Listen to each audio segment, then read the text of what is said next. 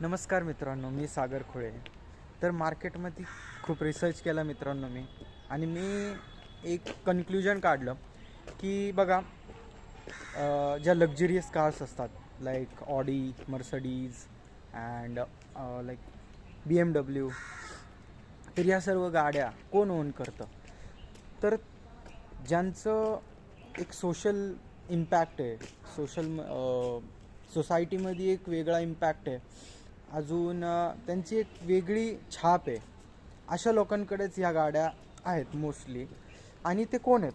तर ते political leaders असतील, ते कन्स्ट्रक्शन बिल्डर्स असतील, देन जे बिझनेस ओनर्स असतील, तीच लोक ही गाडी ओन करतात. तर याची कारणं काय आहे मित्रांनो? आणि एक साधा एम्प्लॉई ही गाडी का विकत घेऊ शकत नाही, याची कारणं काय आहेत हे मला कमेंटमध्ये सांगा.